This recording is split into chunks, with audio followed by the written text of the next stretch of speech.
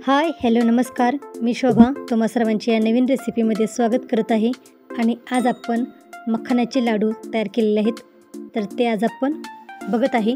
मखाना लाडू तयार करण्यासाठी आपण या ठिकाणी मखानाचे एक पॅकेट घेतलेले आहे, तर याला कमळाचे बी देखील म्हणतात। किराणा माल दुकानामध्ये हे सहज मिळते।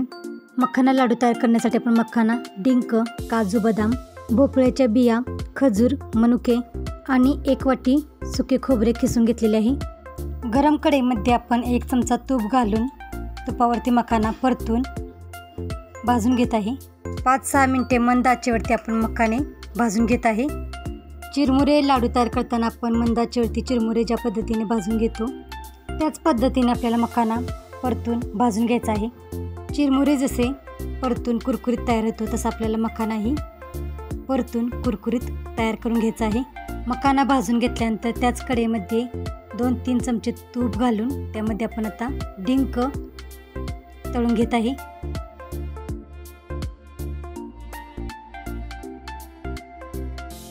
डिंक अशा पद्धतीने तळून फुलल्यानंतर तो आपण काढून राहिलेला डिंक तळून घेत आहे। तर आपण थोडा डिंक तुपामध्ये तळून घेत आहे।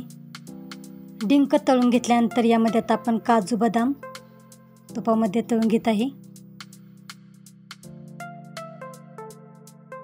मी अशा पद्धतीने काजू, बदाम पण तुपामध्ये भाजून घेतलेले आहेत आणि आता आपण यामध्ये मनुके तळून घेत आहे। राहिलेल्या थोड्याशा तुपावरती आपण आता किसून घेतलेले खोबरे परतून लालसर होईपर्यंत भाजून घेत आहे।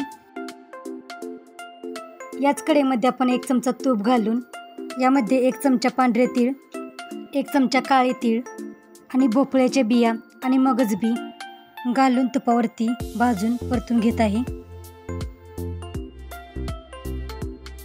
तर अशा पद्धतीने खोबरे थोडेसे लालसर होईपर्यंत आपण परतून भाजून घेतलेले आहे। त्याच कढईमध्ये 1 वाटी खजूर आपण 2-3 मिनिटे परतून घेत आहे। खजूरमधील बिया आहेत त्या काढून टाकलेले आहेत। तर अशा पद्धतीने आपल्याला मखाना लाडू तयार करण्यासाठी लागणारे साहित्य आहे ते आपण कढईमध्ये भाजून घेतलेले आहे आणि ते आता आपण गार करून घेणार आहे।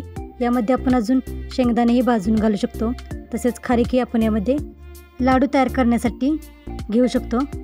मखाना, खजूर, डिंक, भाजलेले खोबरे हे सर्व साहित्य आपण मिक्स करून मिक्सरला बारीक फिरवून घेत आहे। काजू, बदाम, मनुके हे आपण मखाना आणि डिंकमध्ये मिक्स करून मिक्सरमध्ये बारीक करून घेतलेले आहे। थोडेसे भाजलेले खोबरे, मगज बी आणि भोपळ्याच्या बिया मी थोड्याशा अशाच न बारीक करता घेतलेले आहेत। आता हे सर्व साहित्य आपण एकत्र मिक्स करून घेत आहे। 1 चमचा वेलची पावडर यामध्ये आता आपण मिक्स करून घेत आहे। वेलची पावडर पण आपण सर्व साहित्यामध्ये चांगले एकत्र मिक्स करून घेणार आहे। सर्व साहित्य चांगले एकत्र मिक्स करून झाल्यानंतर आता आपण त्याचे छोट्या गोळा घेऊन लाडू बांधून घेत आहे। तर अगदी सहजरित्या हे लाडू तयार होतात। तर अशा सोप्या पद्धतीने आपण मखाना लाडू तयार केलेले आहेत। या लाडूमध्ये आपण साखरेचा किंवा गुळाचा अजिबात वापर केलेला नाही। तर अशा सोप्या पद्धतीने पावसाळ्यामध्ये खाण्यासाठी मखाना लाडू तयार करा। तर आजची ही मखाना लाडू रेसिपी तुम्हाला कशी वाटली ती कमेंट बॉक्समध्ये सांगायला विसरू नका। आणि अजून चॅनेलला सबस्क्राईब केले नसेल तर चॅनेलला सबस्क्राईब करा आणि शेजारील बेल आयकॉन क्लिक करायला विसरू नका, म्हणजे मी पाठवलेली नोटिफिकेशन तुम्हाला वेळेवरती पोहोचत राहील। आणि वेळात वेळ काढून रेसिपी पूर्ण बघितल्याबद्दल धन्यवाद।